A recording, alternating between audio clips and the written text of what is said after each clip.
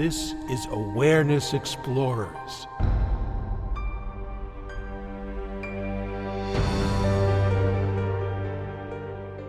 Welcome back, fellow explorers, to Awareness Explorers. I'm your co-host, Jonathan Robinson, and I'm with my friend and co-host, Brian Tom O'Connor. And today we are going to explore a topic, as we often do. We're calling it Embracing the Middle Way. And the way this came about was that Brian and I were both noticing that in our highly polarity-focused culture and politics, that everything has a polarity, and that it would be interesting to talk about how to look at these polarities and how perhaps to embrace them in a way that serves us rather than creates more fodder for the mind to create differences and enemies. But that was my idea, Brian. What was your ideas when we thought of embracing the middle way? Well, the first thing that came to my mind was the classic Buddhist definition of it, which is, on the one hand, indulgence in the senses, and on the other hand, asceticism, and finding the middle way between those two extremes. And I think that's the jumping off point. But I think that there's probably a lot of other ways to look at it, since there are so many extremes in our perceptions of the world. And I think it might be good to look at how perhaps the extremes are not showing a true picture of reality. Quite true. And, it's got to be a product of our minds that we're always creating polarities. Obviously, we create things like I dislike, good and bad, right and wrong. Those are all polarities that we create in our mind, since they don't exist in reality, you could say. But I think those can, certainly serve a good function. I think the problem becomes when we create this tendency of polarities in our mind to spiritual concepts and ideas. And I like the picture, the symbol, the yin yang symbol, because it's a way of going beyond these polarities, and it's a way of showing the interconnectedness of all of life. Now, one thing I did before this is I looked up the yin yang symbol, and I wanted to see what Google had to say about it. My friend Google is very wise, and it said several things that were quite interesting. I'm going to read some of them to you. The yin-yang symbol represents a concept of duality and interconnectedness of opposing forces in the universe. It embodies the idea that seemingly opposite forces are actually complementary and interdependent rather than being in direct opposition. It also goes on to say some interesting things which I hadn't really thought of before. Yin represents darkness or femininity, yang, lightness or masculinity, but also says this symbolizes that within each force there's a seed of its opposite, highlighting the dynamic and ever-changing nature of reality. And what I like about all this is that it illustrates the universe is not composed of opposite forces, but rather like a dynamic interconnectedness. And by seeing that, it can help you find balance between these opposite extremes. And I think that we always have to go against our mind's tendency to create these opposite extremes and find the balance that works for us. Yeah, I think the yin yang symbol is a beautiful example of our topic. And I liked the fact that you said that there's a seed of the opposite contained within each, which is actually very visible in the actual symbol itself. Because if you look at the dark side, there's a little light dot in the middle of that, and vice versa for the light side. And I think that the concept that there's a seed of the opposite in each is very telling. And also, I think an important thing to remember about yin and yang is that they don't exist separately. It is one symbol. It is within one circle. So it could be looked upon as duality, dark and light. But in actuality, it's saying that one cannot exist without the other, that no Right. opposite can exist without its opposite, which is non-duality. Yeah, yeah. And since this podcast is largely about non-duality, it's good to have a symbol. We'll steal them wherever we can. And I think it's important to get practical value. Where can we take this that is of use to us? And one of the things I've seen is just the tendency of the mind to create extreme polarities rather than seeing interconnectedness and unity in something. So I can name so many different polarities, like even in spiritual stuff, like intellectual versus experiential, or indulgence versus asceticism, or doing versus not doing. That's a really big one. Isolation versus community, being a true believer in something versus a skeptic. We always pit one thing against each other. In America, Democrat versus Republican. And of course, we do that with races and everything. And that this tendency of the mind is, first of all, it's different than how reality is, because everything is a dynamic interplay. But believing in one of the extremes creates a tension that I think has detrimental effects on people. Yeah, I think so too. But the question is, what do you do about it when you see the extremes and you're drawn? When we were talking about this earlier, while we were planning this episode, you said that you felt that that each extreme contains a magnet that draws people to it, to one or another extreme. So my question is, how do we overcome that magnet that wants to draw us to one extreme or the other? Yeah, it might be helpful if we use a specific example. A classic thing in people seeking enlightenment is doing versus non-doing. So you get these teachers that will say, "Well, you can't do anything," you know, and just don't do anything. And then you have the other teachers that say, 40 years of 10 hours a day of practice, and beat yourself over the head and do whatever you can and get with it, baby. Those are opposite extremes. And you could, from a more impartial perspective, you can see that both really don't work. But there is a magnet to the extremes of every position. Asceticism versus indulgence. You don't have, other than the Buddha saying you should embrace the middle way, and he doesn't have a good PR guy now. So you don't hear a lot about that. You don't hear about, in America, Democrats working with Republicans. It's one extreme or the other. And just awareness is a first step to see that we are investing in a false reality. Now, since they both have a pull, the extremes, then you have to say, well, where is the balance? What is the balance for me between doing and not doing? What's that look like? We don't really have many imaginings of what the middle way looks like. And I think we have to use our imaginations and figure out what that looks like for us. Yeah, I totally agree. And I've imagined it in a few ways. And I think it's right to try and look upon it in a practical way. I have a couple of examples. One is effort versus effortlessness. And on one side, any effort to become what you already are is useless. And on the other side, there's, well, you're not going to do anything but sitting on the couch watching TV is not going to do the trick either. My middle way formula for that is the least amount of effort possible to maintain your attention on the background of awareness in which all experience appears. Hmm. So I would call it the same as the doing, not doing idea. And the way I look at it is that, in the Christian cross, you have the horizontal axis and the vertical axis. You could call the horizontal, one side of that horizontal symbol is one extreme, the other side is the other extreme, and in the middle is the vertical axis.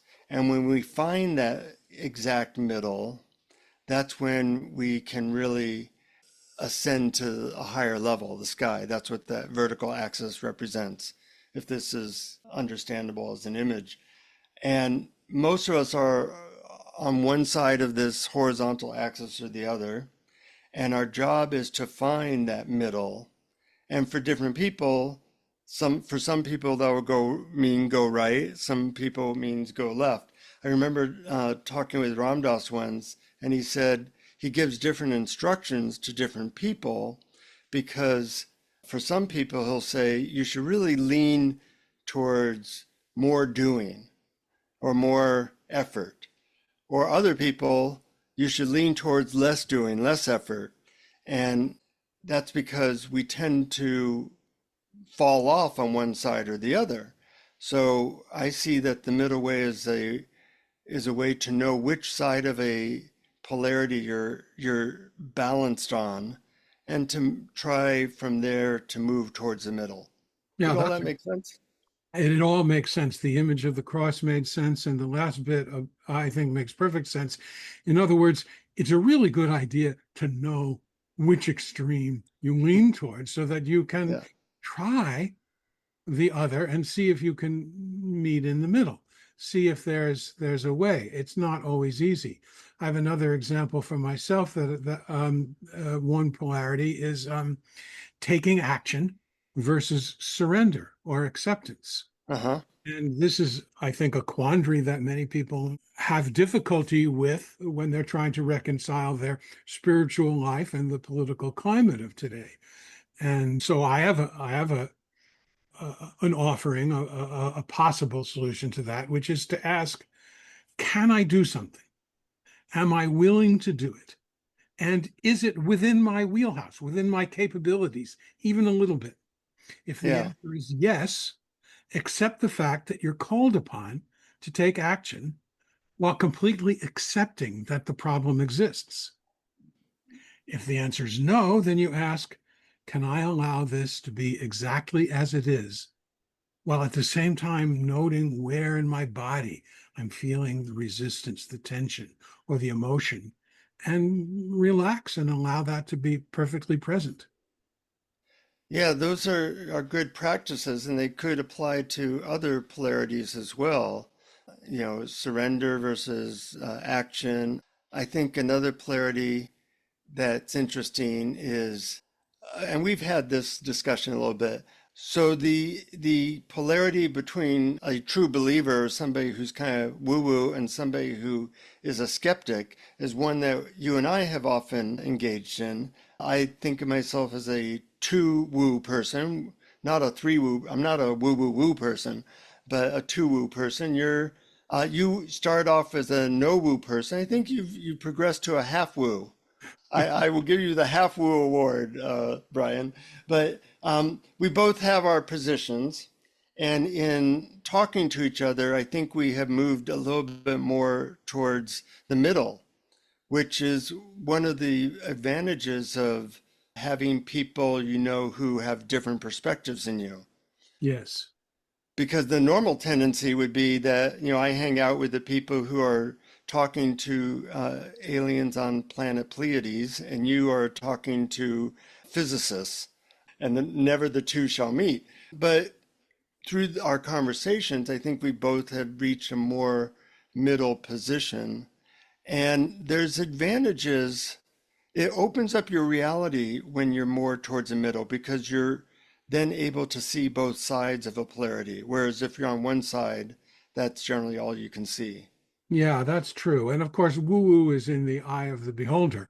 I have many friends, I'm sure, who, if they listen to this podcast, would consider it completely on the deep end of woo, quadruple woo. Whereas I consider myself a skeptic, and I'm interested in what works for helping people experience the joy within and the happiness as the ground of being. And I've tried things that don't work, and I've tried things that do work and embraced them. But Hmm. but I have tried. Hmm. And one thing that's helpful for me, maybe this is a good middle way approach, is if there's a possibility that looking at something might help in the seeing of my true nature or in bringing about peace, happiness, or joy, but the mind really doesn't believe it. It seems to engender a lot of argument. Then ask, well, don't believe it right now. But for the next few seconds, could you ask yourself, what if it were true? What would Hmm. it mean? And how would I experience life differently if it were true?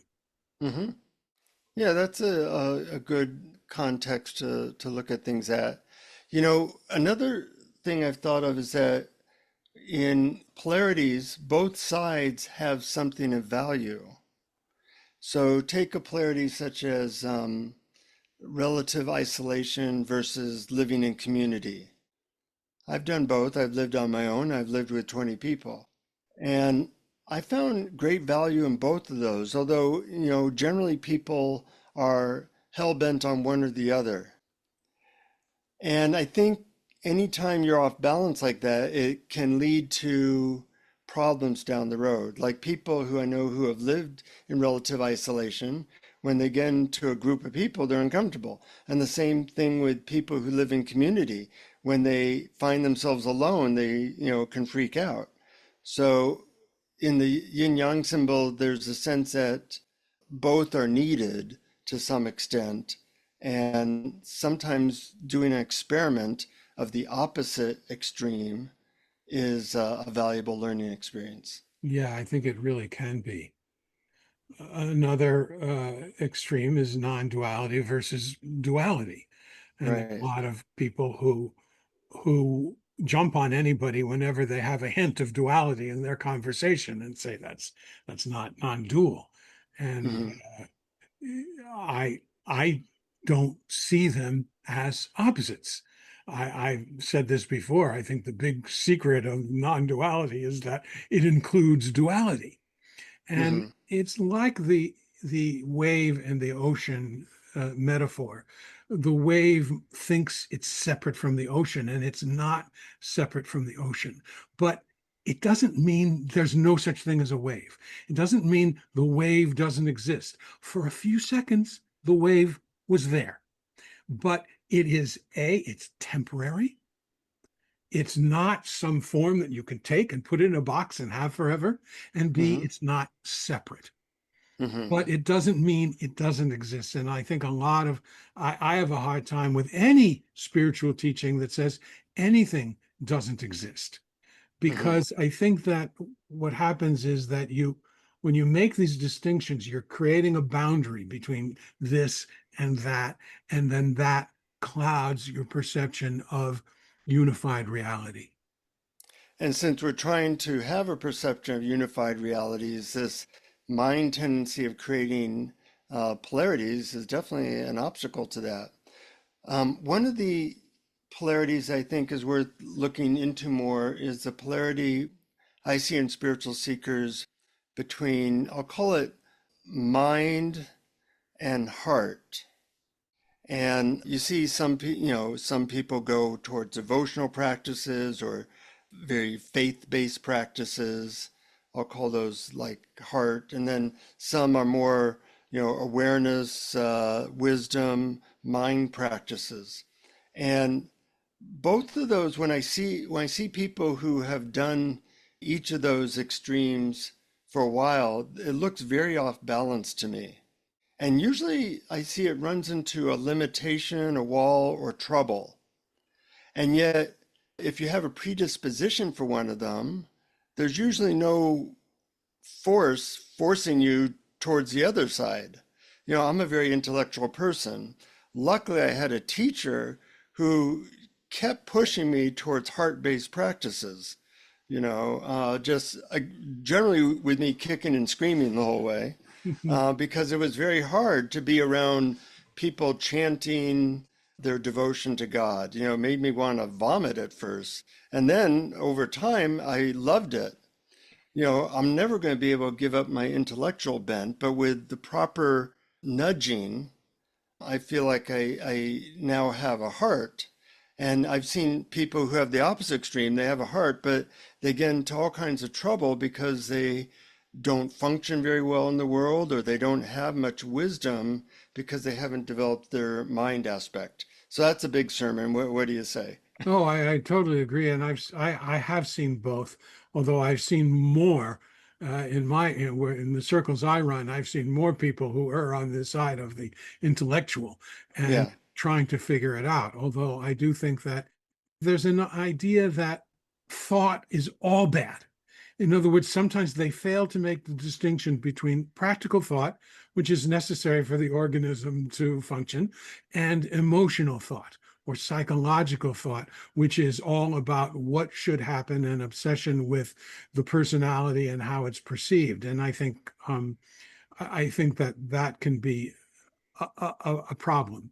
But I think that what I see more often is people trying to figure this out with their brains and trying to understand it, and they're basically using the wrong tool because the brain isn't equipped for it. yeah, yeah. The mind, and particularly language, which to me are totally intertwined. The function of it is to make distinctions between things. And if what we want to do is see the unified reality where there is no distinction, then it's not going to be able to be the right tool for the job. And yet, on the other hand, people like Rupert Spira felt that he had to get his logic there first before he Uh-huh. went to the heart, and he tries to help people do that. I feel that he sometimes goes too far in that direction and indulges the intellectual, but I'm not going to say he doesn't know what he's doing. Uh-huh. Yeah, yeah. Um, it's interesting that the only thing that unifies all the extremes is that everybody on whatever extreme they're on feels like they're the right ways and everybody else is blowing it. Yep. Whether it be their religion or their political party or that you should be ascetic or indulgent or whatever it is. And that level of called ego self-righteousness, I think, is a real problem, has led to religious wars and keeps us from really learning from each other the opposite force that could actually help bring us back into balance. Hmm. Yeah, I think that would be a consummation devoutly to be wished. Yes, yes. And there's forces working against that. We tend to find our tribe that believes the same polarity as we do. We almost never embrace somebody with a different polarity. And I find that when I have been able to do that, I open-mindedly, rather than thinking I'm right and they're wrong, has always been a great learning experience, but it's quite hard to do. Hmm. Very hard to do because we're sort of hardwired to, and as you talked about the magnet, I mean, they really are attractive, the extremes, because self-righteousness is very seductive. Yes, yes. The idea It, that we were right, and like, for example, just take a simple thing like a rule. I didn't know it was against the law if you're over 8 years old to ride a bicycle on the sidewalk. Never bothered me that people would do so in New York City. Somebody told me it was against the law for anybody over a certain age. I don't remember whether it's 8 or 10 to ride a bicycle on the sidewalk. And then all of a sudden it bothered me where it didn't bother me before. mhm, And the reason that it attracted me was because I could say, I'm right. I just found someone who's wrong.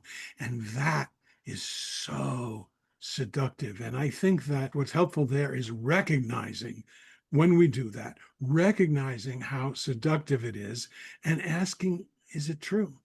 Maybe putting a little Byron Katie style inquiry into it. mhm, mhm. As you say, self-righteousness is very seductive, and it is a major block to embracing the opposite side of a polarity that could potentially do you good.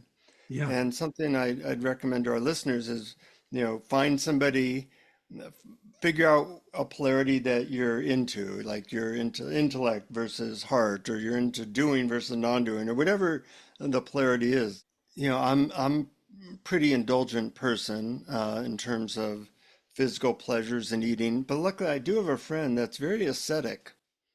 Lives incredibly simply, has like no money, sleeps on the floor basically, and I find it fascinating to talk to him because it clearly the direction I probably should be going. You don't need a jacuzzi in every room, so to speak.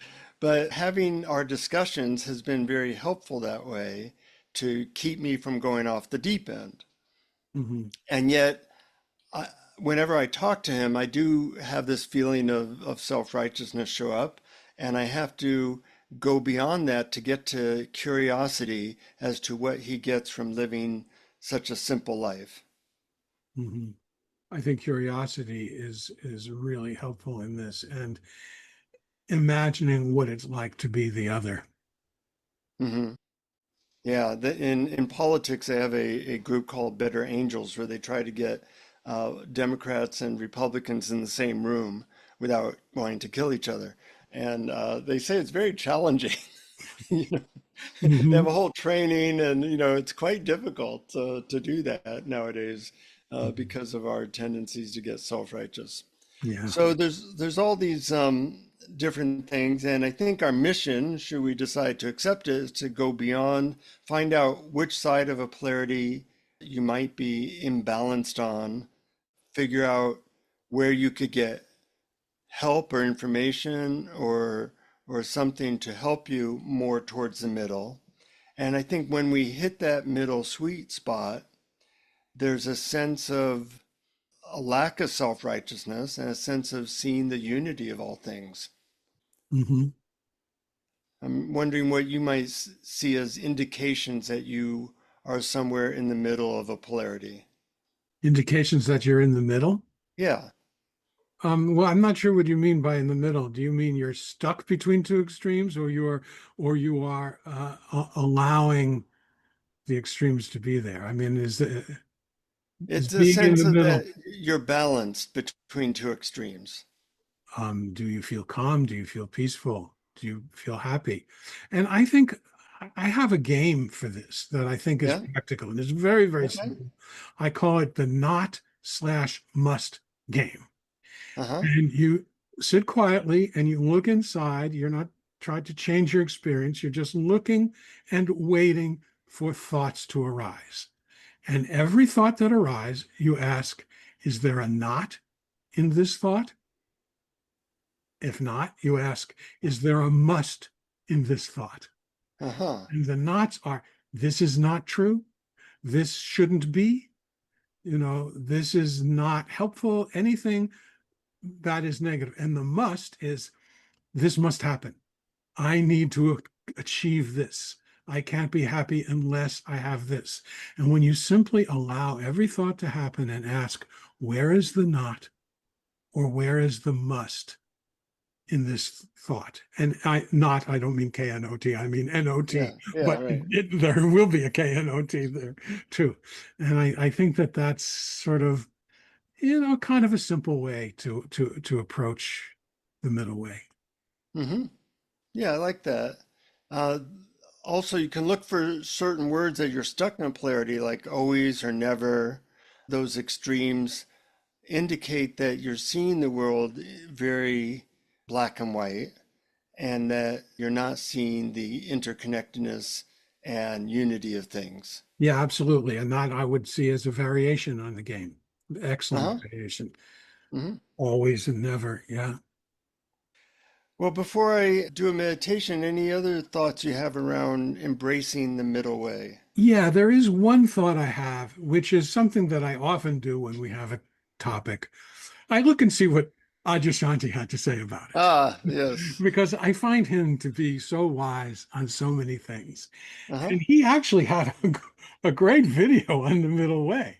And I want to just read a couple of, several quotes from that because I think it's very, very telling. He said, the middle way is usually interpreted as a balance between extremes, but it can also mean when you're not pushing anything away and you're not reaching for anything. Mm-hmm. You're not trying to change anything. You're not moving one step from where you are. So he said, he defined it as not pushing away and not grasping. And immediately there's peace and there's quiet, and you can taste it as a state of perfect stillness, even if you're not trying to be still. And so he kind of summed it up by saying the deeper teaching of the middle way is not just a state between two pairs of opposites, but it's actually also a description of ultimate reality, because ultimate reality is beyond the pair of opposites.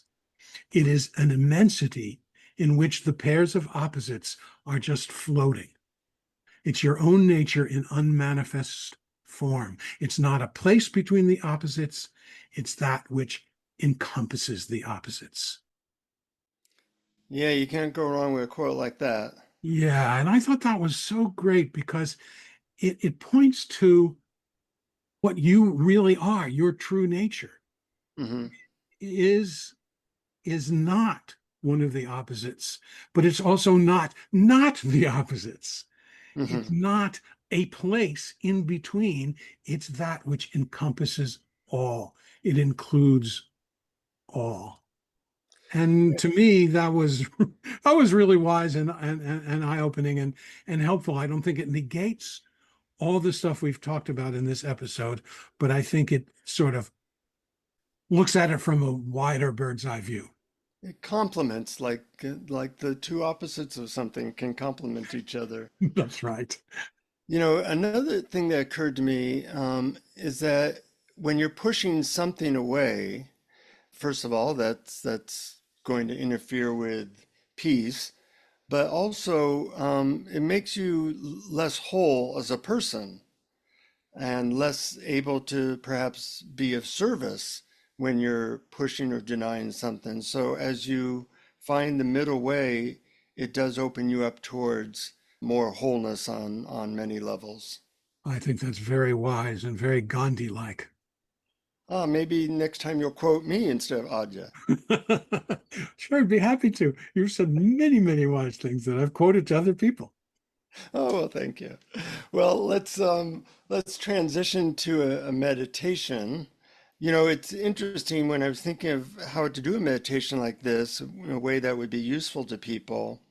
I came up with the idea of feeling both sides of a polarity and then having them united. And I think it's going to be an interesting experience for our listeners to engage in a meditation like that. So, if you can, make yourself comfortable,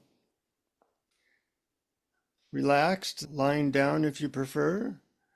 But if you're in a place where you can close your eyes, then proceed to do that. And take a slow, deep breath. And then slowly exhale, perhaps with a sigh, letting out any tension. And again, take a deep breath, hold it for a moment,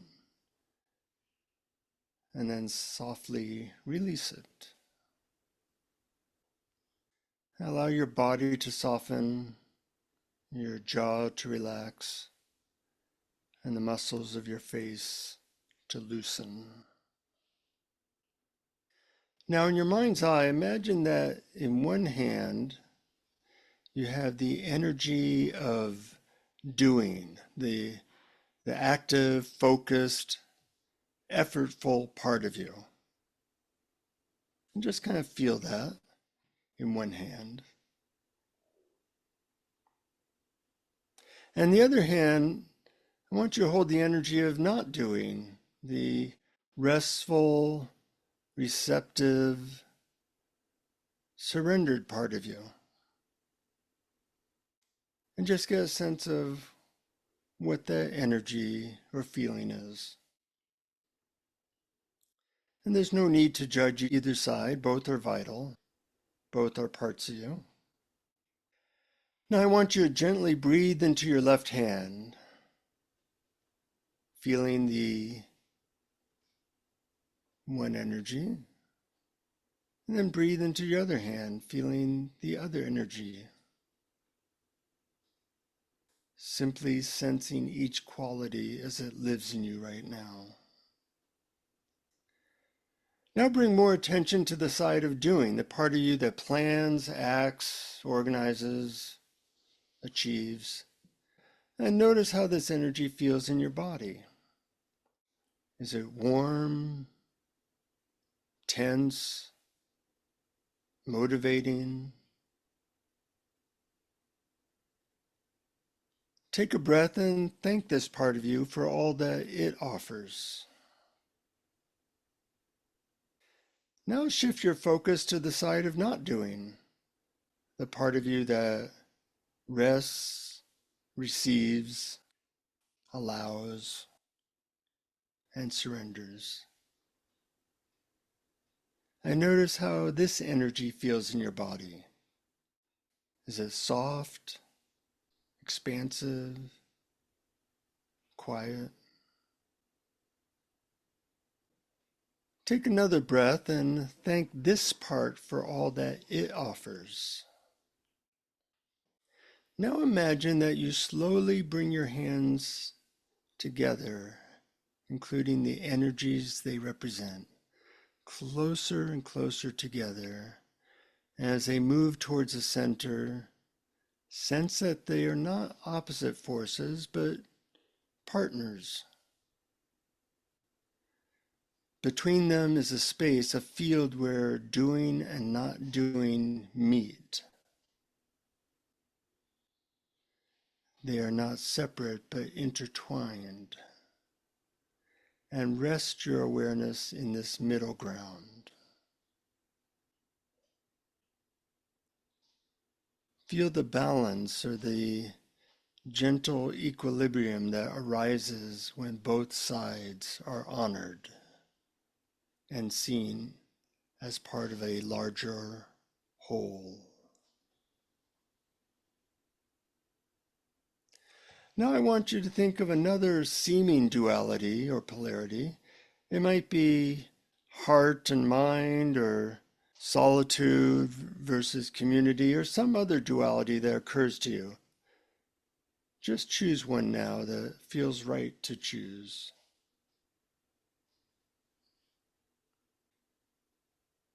And with each breath, breathe into the clarity and focus and purpose of one side of this duality, such as heart or solitude or whatever you chose.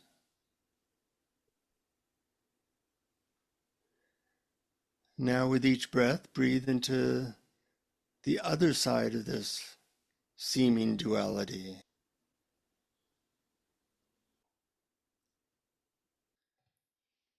Now allow each breath to weave the two together like threads in a tapestry.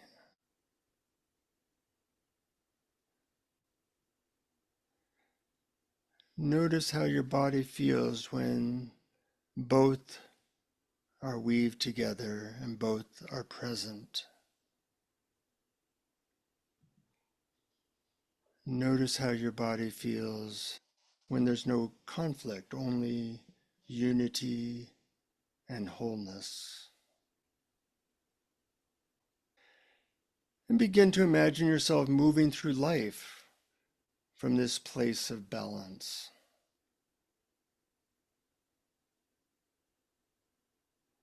Acting when action is called for, resting when rest is needed.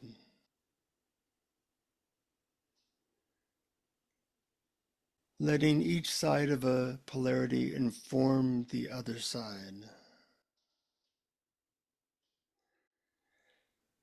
See yourself as a tree rooted deeply in the earth, yet reaching freely towards the sky, grounded and expansive at the same time. And take one more deep, nourishing breath and slowly let it go. Gently wiggle your fingers and toes. And when you're ready, slowly open your eyes, bringing the sense of balance back with you into the rest of your day. Welcome back. Oh, thank you for that.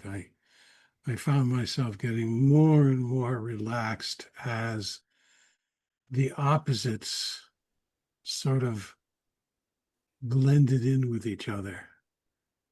And it takes energy to keep them apart, which is why I Yeah. thought this meditation actually relaxed me and energized me, because Uh-huh. it's effortful. Polarities and extremes are effortful. Yeah, they're not based in reality. They're only based in our mind.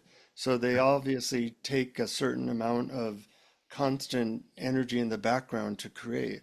That's right. And I loved this meditation because it seemed for me to free that up. Hmm. Hmm. Nice. I'm happy about that.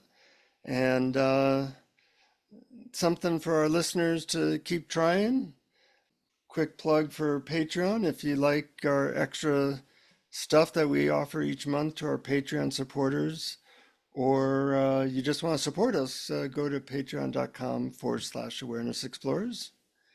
And my hope is that you see these polarities and you laugh at their manifestations and you somehow experience the larger unity of which they are encompassed in. Yeah, that's great, because sometimes when you see how you have gone to an extreme and you catch yourself, as long as you're not hitting yourself and really putting yourself down over it, it can be funny. You can laugh at yourself. And that's, I think, a healthier way of letting it go, as opposed to the idea that you have now done something wrong and gotten caught. Just laugh, let it go. Oh, there it goes again, that polarity thing. Let's see. What is without polarities? Mhm. That's a good question to leave people with. What is without polarities? And hopefully next time you'll have an experiential answer to that. So keep exploring. Keep exploring. Thank you for listening to Awareness Explorers. To learn more, you can check out our website at awarenessexplorers.com. Please subscribe to our podcast on your favorite podcast app. We'd love it if you would post a review. And please share our link with family and friends, because knowing yourself as awareness is the greatest gift you can give yourself or someone you love.